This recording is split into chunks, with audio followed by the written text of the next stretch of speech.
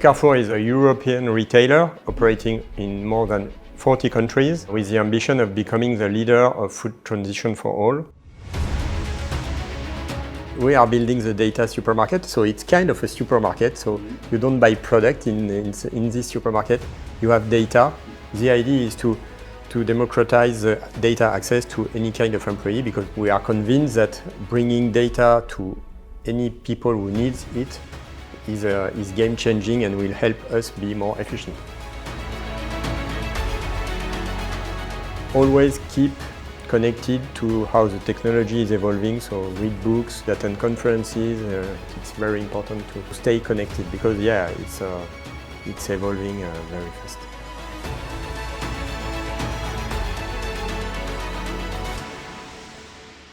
This is CIONET TV. My name is Hendrik Deckers. I'm here today with Olivier Gibert, who's the Global CTO at Carrefour.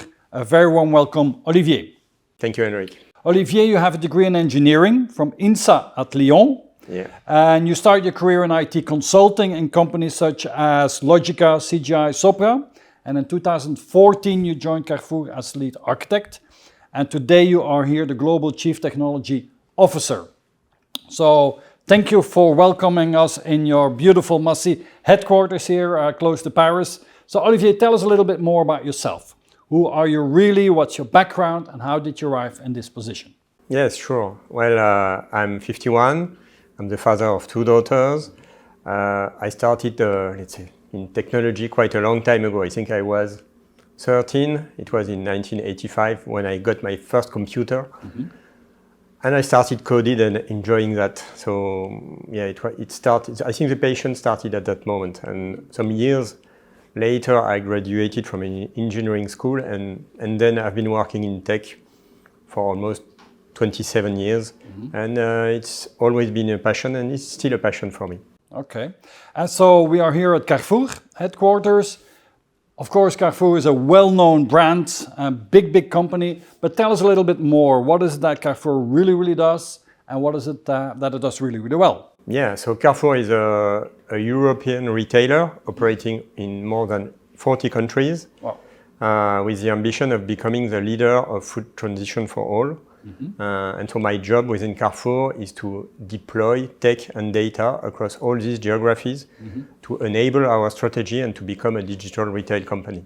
Okay, so 40 countries, so that means a huge base of people that work here, a huge number of stores. Can you give some numbers there? Yeah, I think in terms of employees, we are more than 337,000 employees.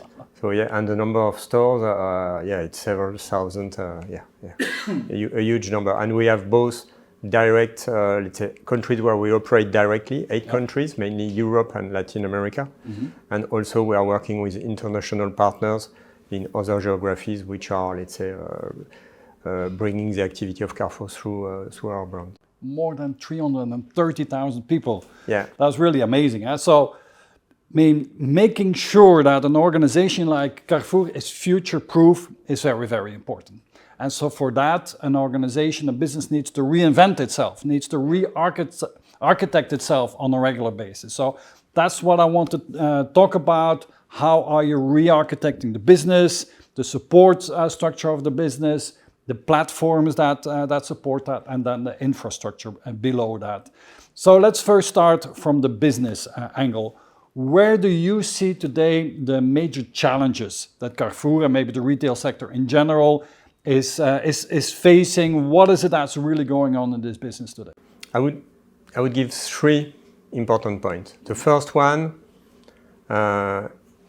is time to market. We need to deliver solution very fast as the customer needs are changing permanently. Mm-hmm. So we need to be able to adapt to their needs, to build new solutions and to deliver them so that it's improving their customer experience. So that's the first point. Time to market is probably the most important one. The second one is personalization. So we've seen this switch from, let's say, a global approach with limited personalization to some expectation where customer wants to have product recommendation, let's say interaction with us, which is tailored to its needs and what's his lifestyle, what is he buying, what he's not buying, etc. So that's the second point. And finally, I think it's efficiency. Running a retail business is very complex. You have to operate stores, you have to operate a supply chain, procurement, etc., pricing, promotion, e-commerce, etc., etc. So this makes a very large and very complex ecosystem, and so we need absolutely to have efficiency.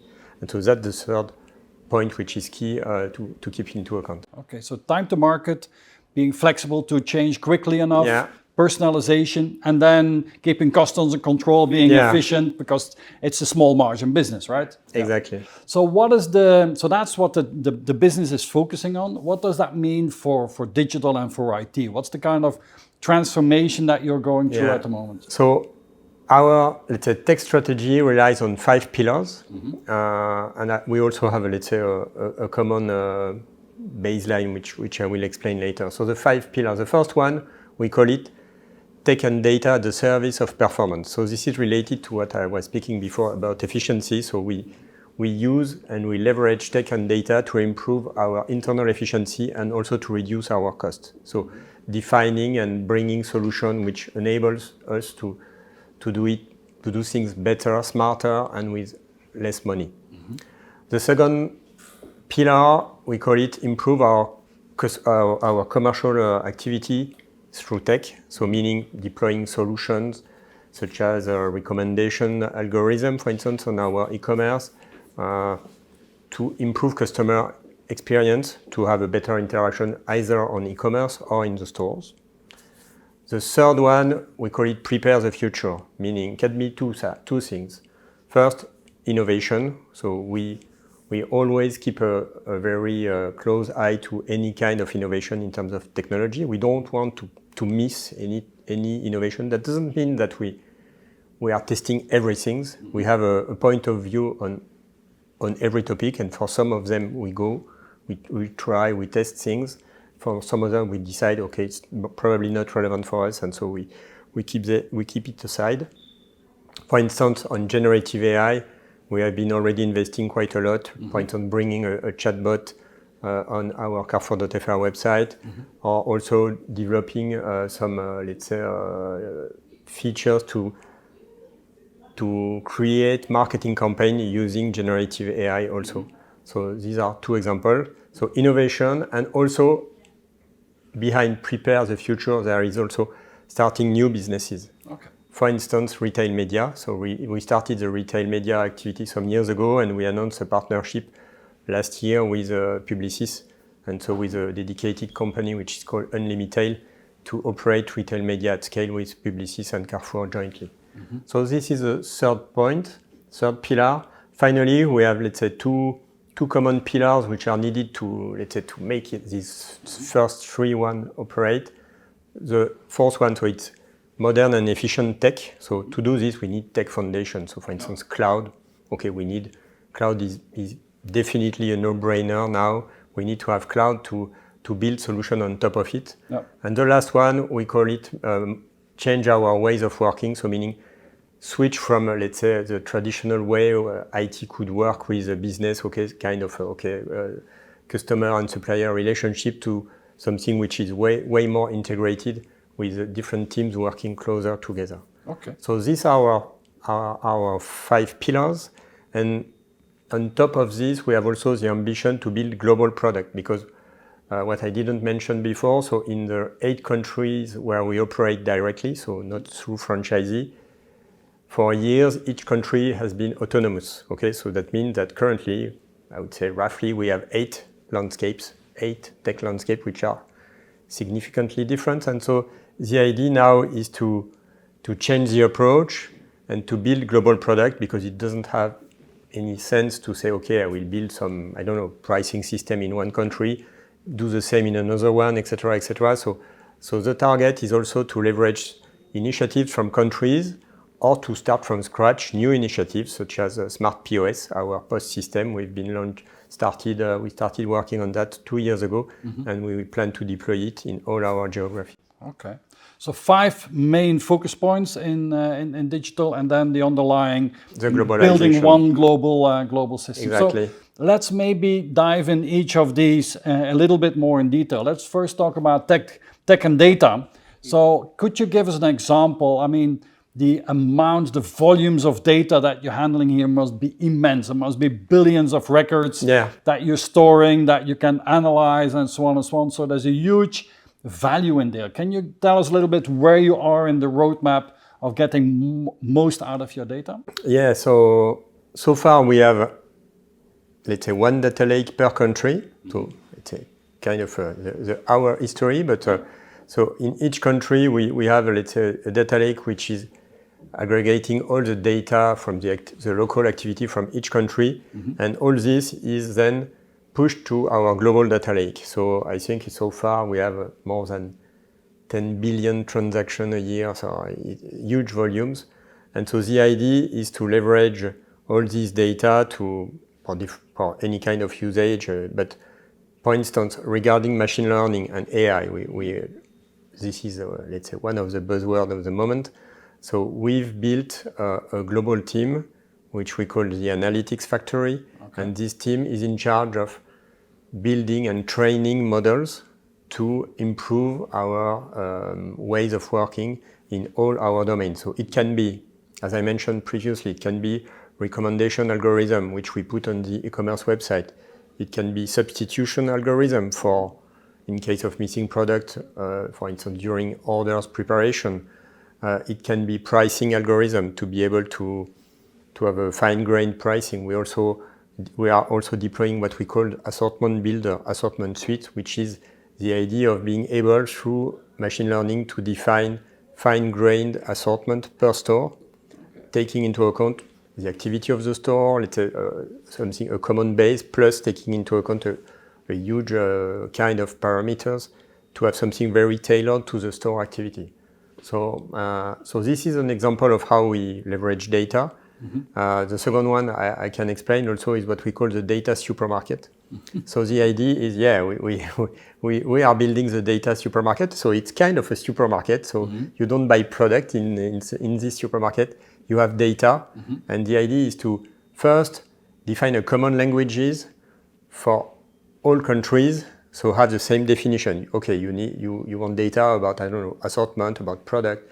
You have a uniform way of describing things, and then we put the data on the shelves, okay? Yeah. And then you have, let's say, a database layer which enables any kind of employee to access to this data. Of course, you must be granted access to the relevant data, but the idea is to democratize data access to any kind of employee, because we are convinced that bringing data to any people who needs it is game-changing and will help us be more efficient. Okay. And does that also mean that you become, I mean, if you have a data supermarket, that also the Unilevers and the Marses, that they can buy some intelligence from you and so that they can do their products? So the data supermarket so far is for internal use, but you're right, we have in parallel another activity which is called Carrefour Links, where we are working with our suppliers to exchange data and to see in terms of, commercial performance, etc., to share data which are interesting for them so that we can improve our common collaboration. Okay. And what is the big dream in data? Because, I mean, you're on this roadmap.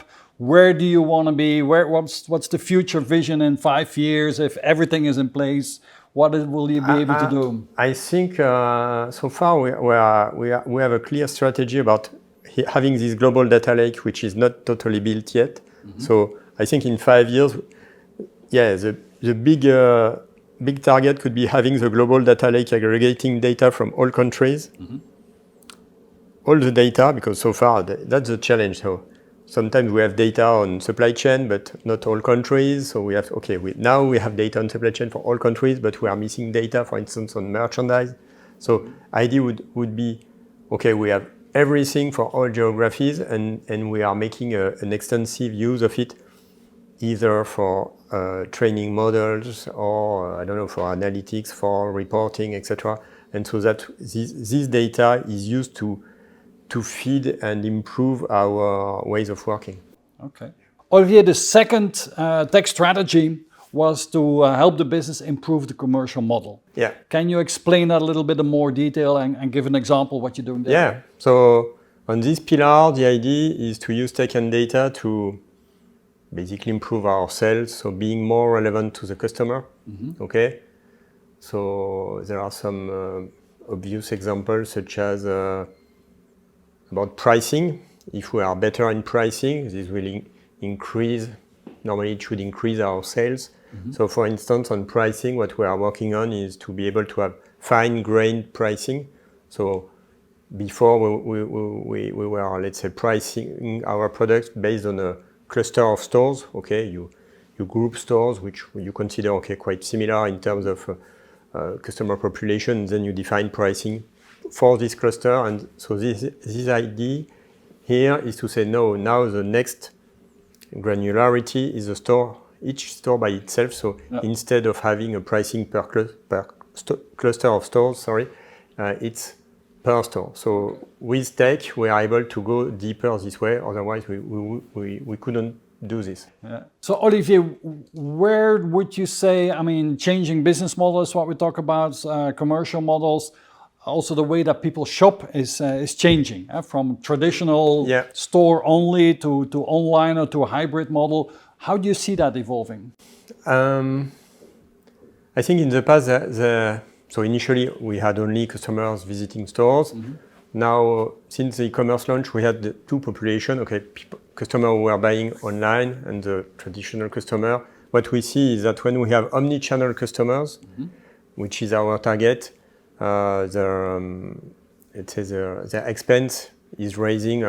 We calculated about 22% higher than, let's say, a non-omni-channel customer. So for us, I would say it's also a target to provide a unified experience for them. So you are shopping, you want to shop in the store, you can do it.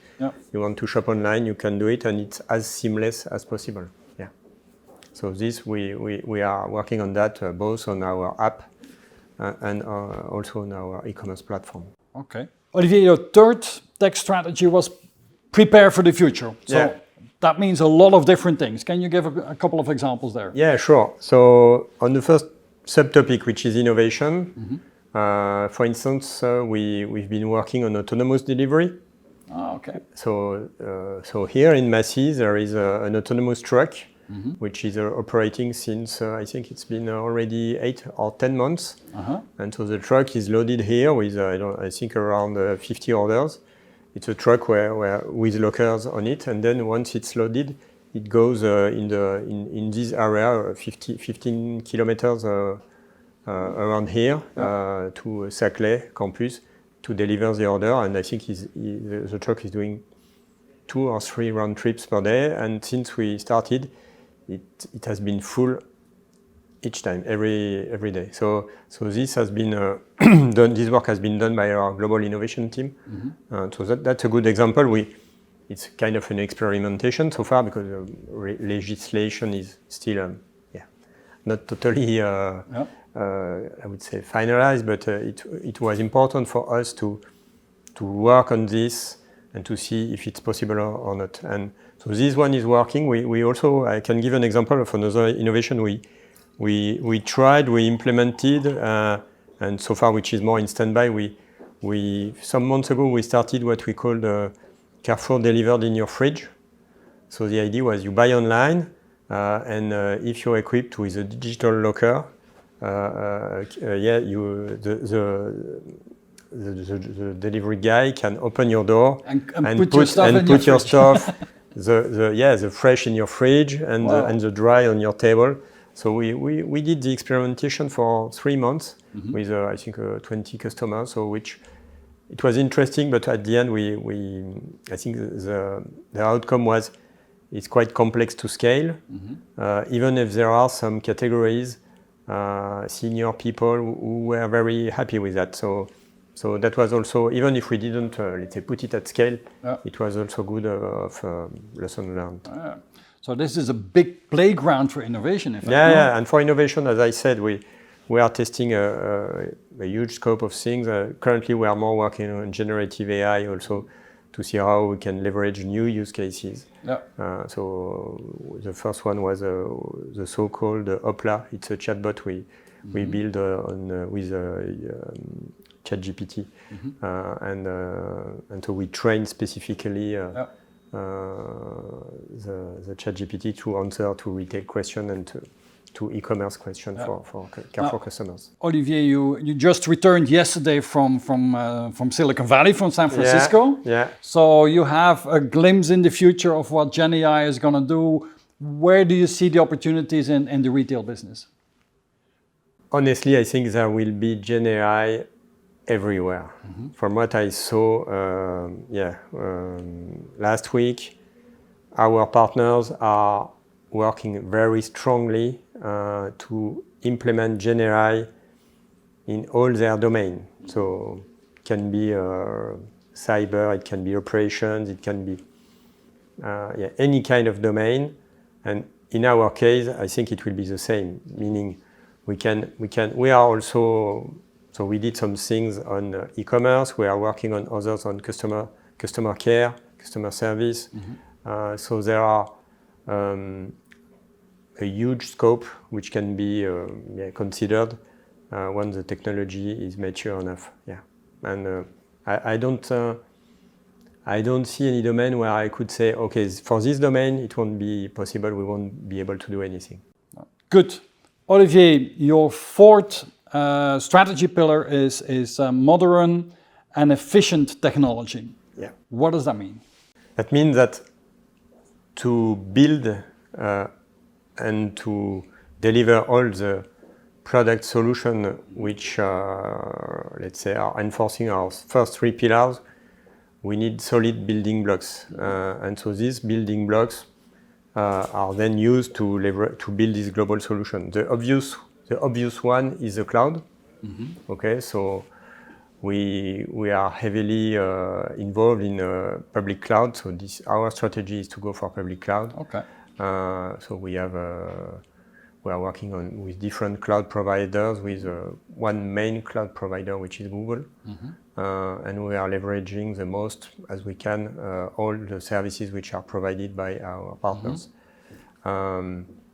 To illustrate this, so we have a move to cloud program, which we started 2-3 years ago, with the ambition to be 100% cloud by end of 2026. In 2026 already? Yeah, okay. So we are already at, I think we will end this year at 72%. Okay. So it's still in progress for quite some time, but we are progressing at a good pace.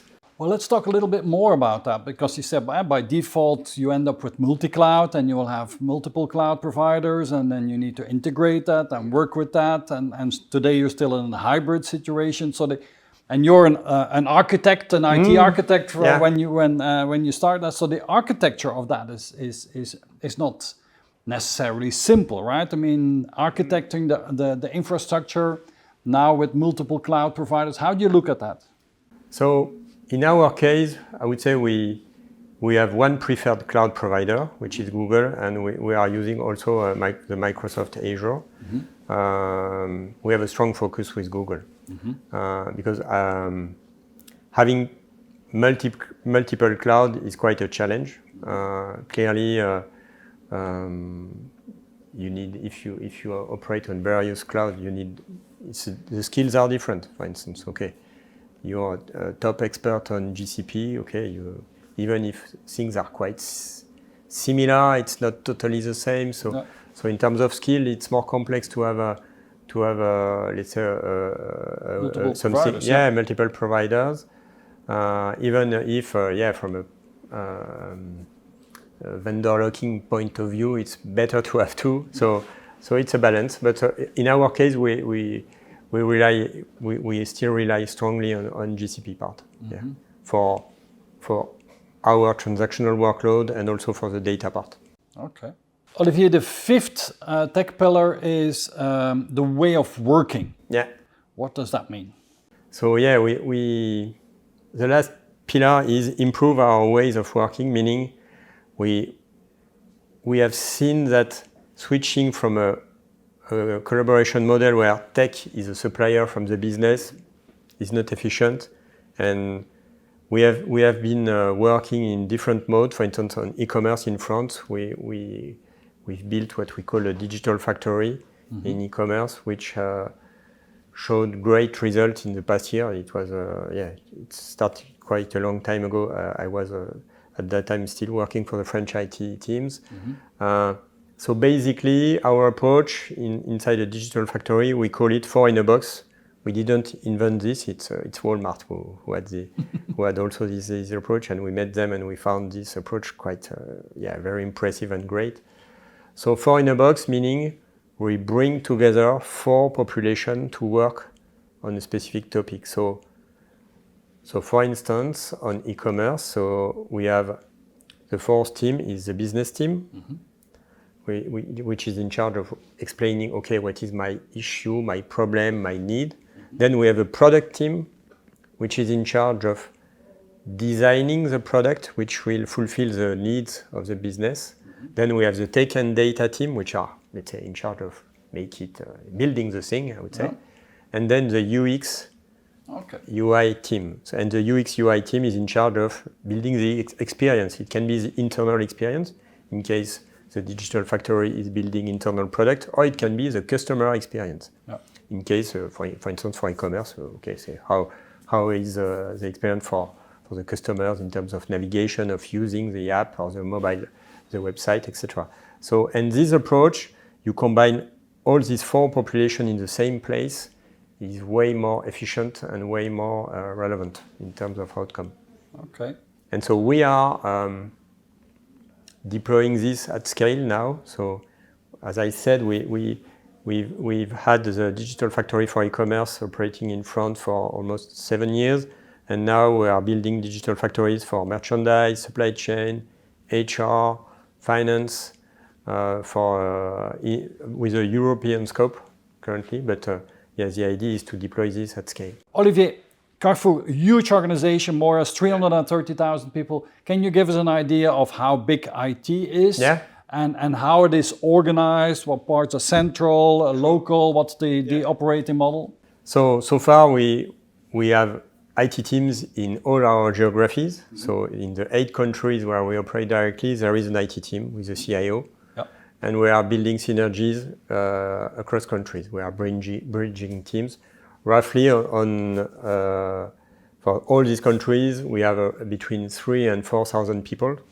And as I said, we are switching from a situation where some years ago each country was totally autonomous to a more coordinated and with more synergies organization. That's a big change, I can imagine. So what's the plan for that? What's the approach? How do you reorganize a huge team like that, which was organized by country, to be organized more by products and services? So we are definitely not breaking everything and say, okay, we start from scratch. We do it gradually. As I said, we deploy the digital factories first on a limited scope of country. For instance, e-commerce, merchandise, supply. So their current scope is France and Spain. Okay, with, let's say, if possible, initiatives expanding to other European countries. Why not? But the synergies are focused on France and Spain so far for all the digital factories.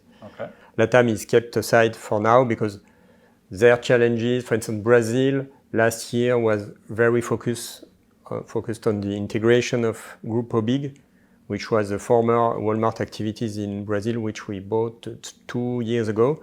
So the focus was on integrating all these activities and merging two landscapes into one. So that's why LATAM is not in the scope yet.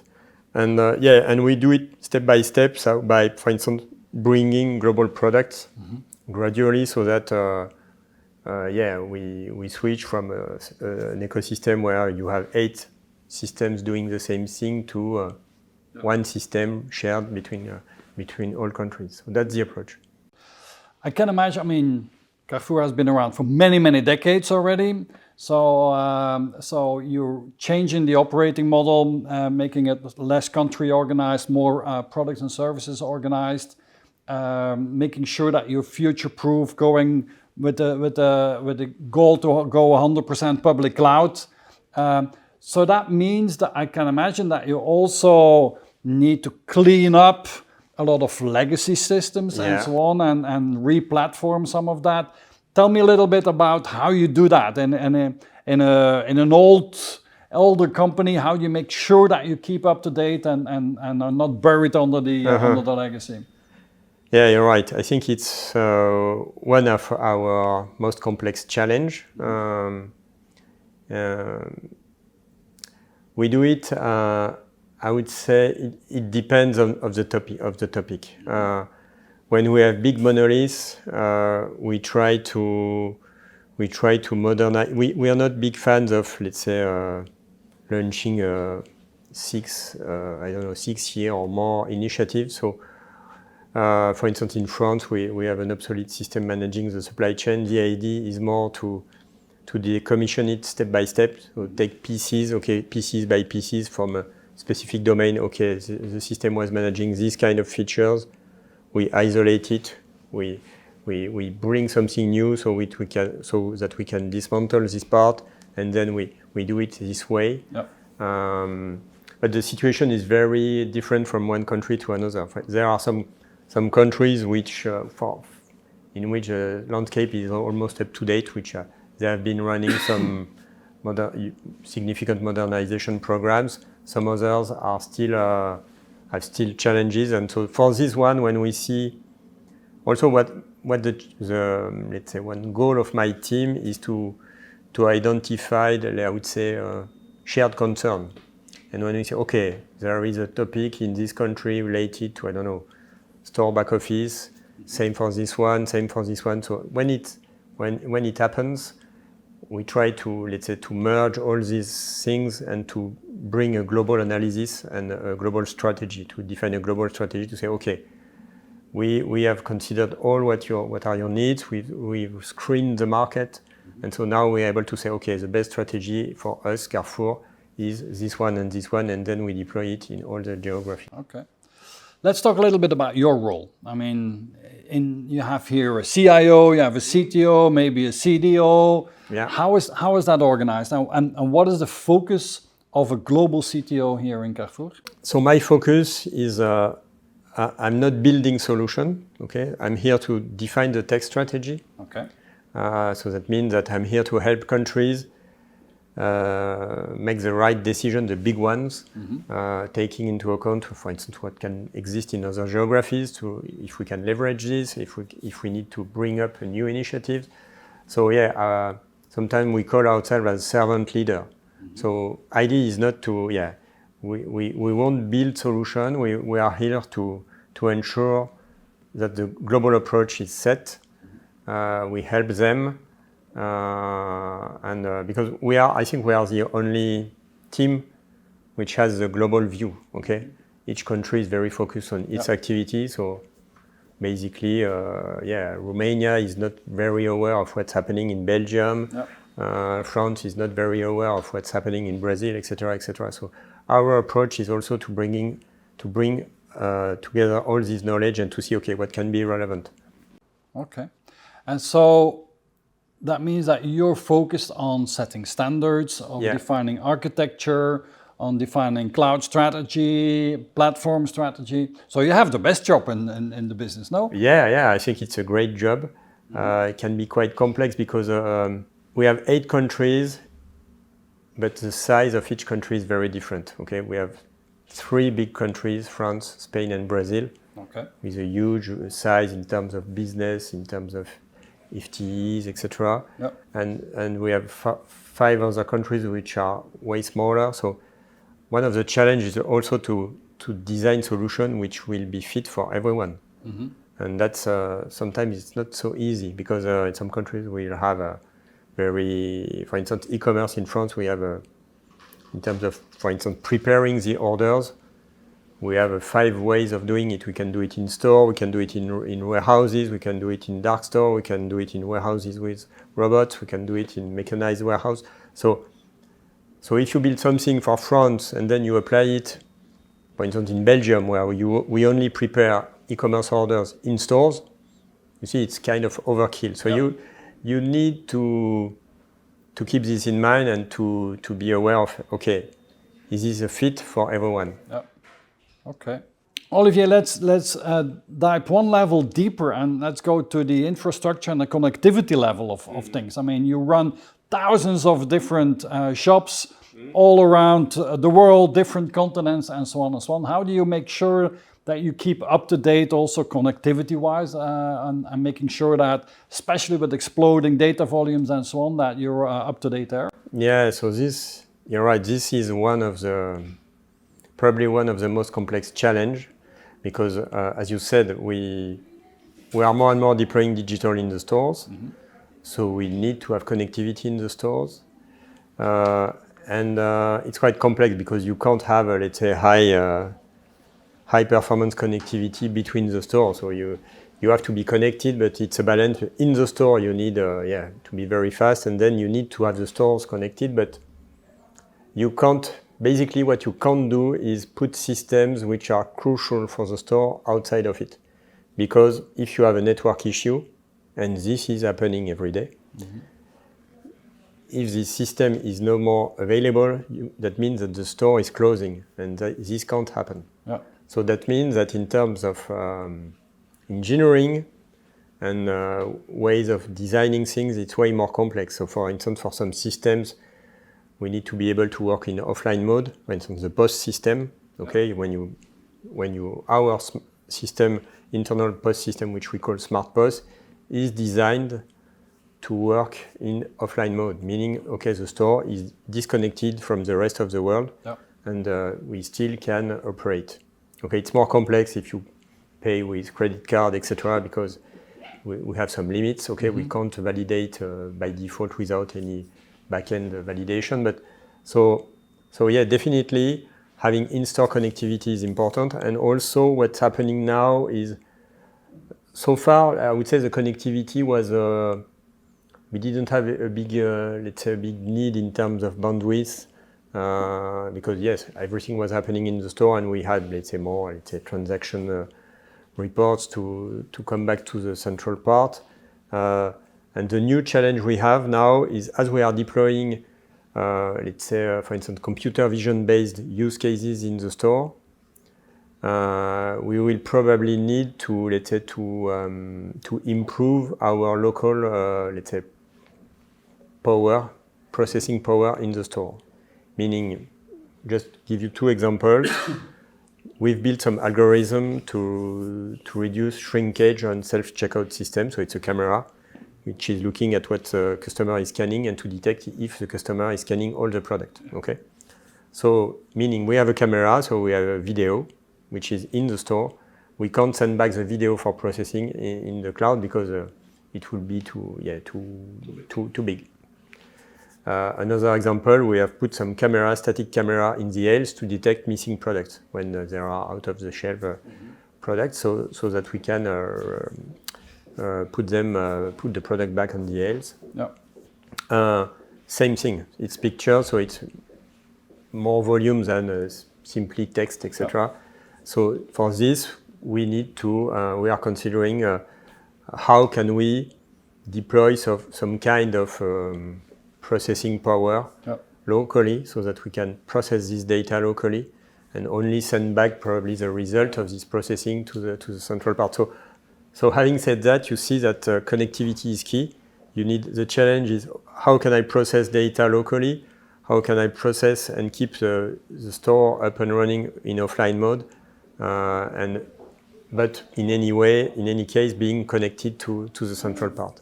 Especially with 100% cloud strategy, the connectivity and the network is going to be more important than ever. Yeah, and you can't imagine that, okay, I will put everything in the cloud and nothing in the store. In fact, when you look in the details, it's impossible. Yeah. Okay. Last thing I wanted to touch upon is security. I mean, you have huge volume of data and all these different stores, 100,000 of people. So security must be quite a thing here as well. So where are you in that? What's your view on how do you make sure that you keep Carrefour as secure as possible? So on that topic, we have different answers. First, we have some dedicated building blocks, okay, which are implemented in all our geographies. So, for instance, we have chosen a data encryption solution, so for sensitive data, so which we plug on all our critical systems, and this solution is deployed in all our geographies. So we have a global team which is providing support to the local team to implement it. For instance, on our websites, we are using a web application firewall from a vendor to protect us from any kind of attack. It can be DDoS or, I don't know, brute force, any kind of or bot. So these solutions are also very helpful. And also, the last point I would mention is regarding attack detection. So we have a global team, which is our Global Security Operations Center, which is permanently having a look at what's happening across all our system, and they're able to detect any kind of intrusion and to see, okay, something strange is happening here. So, and they're able to notify the teams in all our countries, so that we can remediate and fix. But I can imagine that your security budget, like in most other companies, has grown significantly over the last five years or so? Yeah, I don't think it has doubled or tripled. It has already been important because for a retailer it's impossible to we do not want to be at the front of the newspaper for saying, okay, Carrefour has been attacked and there is a big issue. So we have strong investments. I think having moving to the cloud is also providing a benefit which, when you have everything in the cloud, it's way easier. It's still complex, but it's easier to track what's happening and to detect, okay, this system is maybe wrongly configured and is potentially opening some doors for an attack. So we can. So with on-prem, it's way more complex to say, okay, there is an issue here or a vulnerability here we have to fix. So cloud is also providing such kind of benefits. Okay. Olivier, let's talk a little bit more about your role. You already described a little bit what a global CTO does. Let's talk a little bit about your management style. I mean, tell us a little bit about your team and how that is organized, and how do you manage your team? And can you maybe give an example of your management style? So my team is composed of approximately 15 people. Okay. How we are organized, quite simple. It's per domain. Okay. So we have some people managing the e-commerce and the digital part, some others on the marketing, some others on the supply chain and merchandise, the cloud, finance, HR. So it's per domain, so that we have I think it's easier. So per domain, you have to have the full view of what is the situation in each country, and also to be relevant, because you can deep dive a bit more in the domain and to understand way closer. Because I often say we don't do tech for tech. Okay, we do it for business reasons. So it's important to understand the business and knowing the business to be able to analyze. Okay, what is our maturity? How is our landscape? Do we need to improve it and to evaluate vendor solution? Then on my management style, I would say I'm more than a coach, building a team, ensuring the team is at the right level to provide good outcomes, than a manager giving top-down instructions.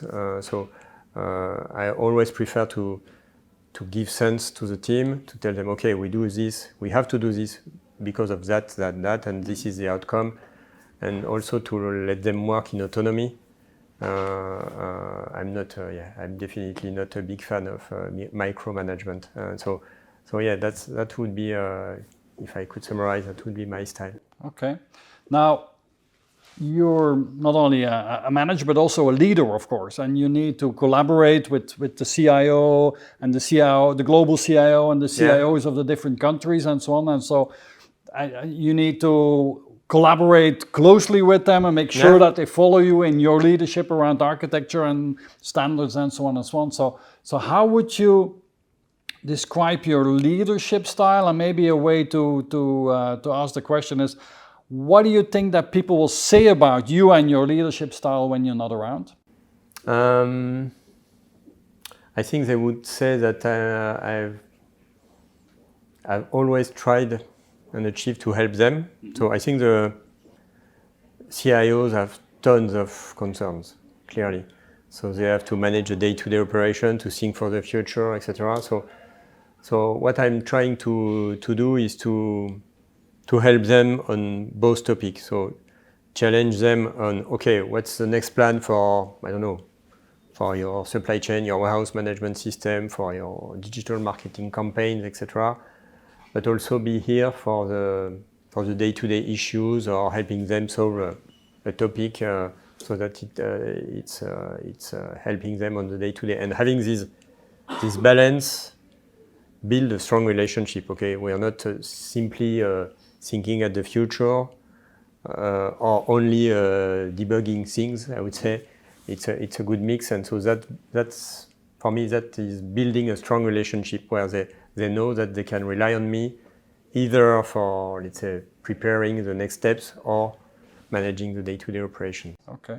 Now, Olivier, you shared with us your MBTI profile. Yeah. And you're an ISFJ. A defender in ISFJ is someone who tends to be introverted, observant, feeling and judging personality traits. And these are people tend to be warm, unassuming in their own steady way. They're efficient, responsible, and they give careful attention to practical details in their daily life. So I'm going to give you 5 typical strengths of a defender, and then you tell me where do you recognize yourself the best. So the strengths of an ISFJ is that they are supportive, reliable, patient, imaginative and observant, enthusiastic, loyal and hardworking, and they have very good practical skills. Does that describe your... I think it's... I think I'm like this. For instance, the last one, practical skills, it's important for me to keep close to the technology because tech is evolving very fast. Okay, there are generative AI is now a topic. It wasn't a topic 1 year ago. So it's important for me to be relevant about technology if you want to define strategy about technology, and all the other characteristics you mentioned. I think it's describing me quite well. So I'm quite supportive. Almost. I couldn't say this one. No, I think almost all of them are quite describing me very well. Very good. Now nobody's perfect. Everybody has his good side and his let's say development areas. And let's test that out as well. So typical weaknesses or potential weaknesses of people with your personality type is that they can be humble, can be shy, that they can take things too personal, they can repress their feelings, overload themselves with work, sometimes reluctant to change or too altruistic. And you can't be reluctant to change, I can imagine. No. And so what are the things that stand out? You say, I maybe had that, but where did you develop yourself? What was your professional development that you would like maybe to share with us? Regarding what you said, I think, maybe, you mentioned humble. Mm-hmm. I don't know if it's a default, honestly, but I'm not the kind of guy who wants to showcase everything I'm doing. Mm-hmm. I prefer to have to bring results and to be appreciated by my colleagues and the people I'm working with. Olivier, one of the things you mentioned about yourself is that you're very practical. I understand that in your personal life and your personal passions, you also like to be working with your hands and be very practical. Tell us a little bit about that. So I would say I spend 5 days of the week behind my computer doing, I would say, things which are not very manual, in fact. And one of my hobbies is woodworking. So in fact, I love to do things with my hands to build. I would say it's kind of kind of the same as I was saying when I like to build things. So either during work and also out of work. So yeah, woodworking, I've been building furniture. Yeah, I think using my hand to build things is important. And also I love sport, so sport is also a good way to, let's say, to empty your head full of topics, concerns, after one and full load week. your batteries for the next week Yeah, to exactly. come. Yeah. So you shared with us as well, Olivier, that you have 2 daughters. Yeah. One is studying in California at the moment, I understand. So what are the values, the core values that you live by and that you have passed on to your daughters? I think one of the important one is regarding, let's say, career is the importance of work. Okay, my wife and me, we have, let's say, told them that work is something. It's structuring your life. So it's important. What I'm telling them is you have to take the lead on how you want your life to be. So, for instance, you were mentioning, one of my daughters is currently studying in the US. So she decided this almost 1 year ago, and so we were very proud of her. So that she applied, and then she was accepted. And so I think that's a good example of take all the opportunities and make what the most possible to live these opportunities you want to live. Okay. Olivier, do you have a personal mantra, a saying that helps you to make decisions that comes back? I wouldn't say I have let's say, one mantra. So there are some principles I have in mind. So, for instance, if something can be done now, let's do it now, not postpone it.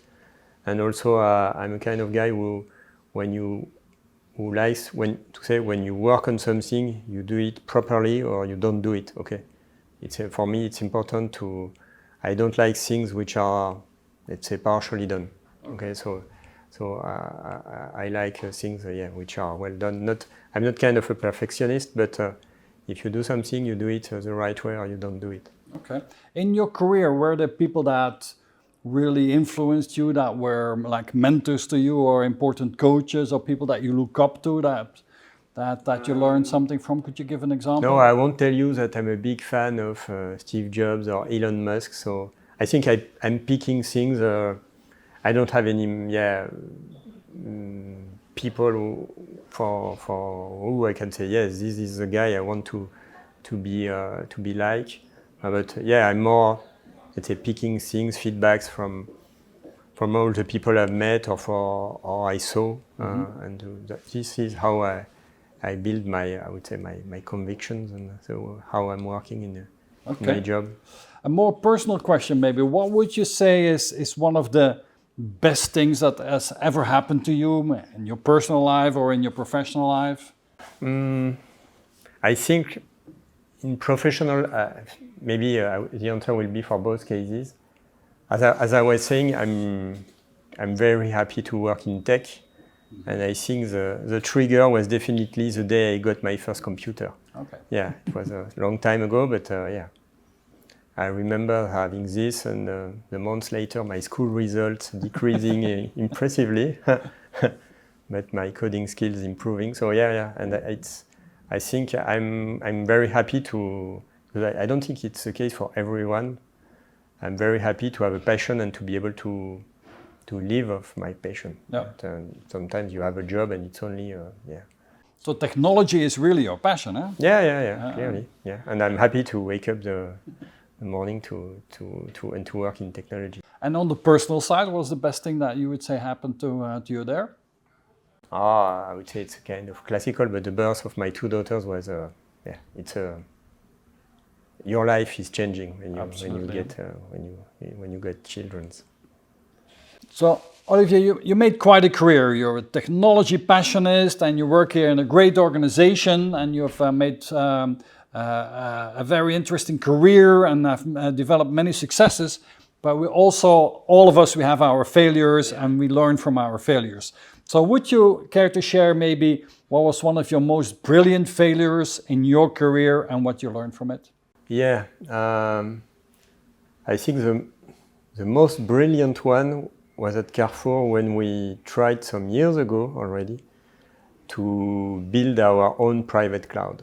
Oh, yeah. Yeah, so I was convinced at that time, I was not the only one, but I was convinced that we should have a mixed approach between public cloud and private cloud. So we decided to go for that. We invested a lot, and at the end we weren't able to deliver something which was, let's say, complete enough, okay? So we thought we were, I think tech patient was the reason of the failure. Okay, we considered, okay, we will do it. We are a tech company. In fact, we're not a tech company.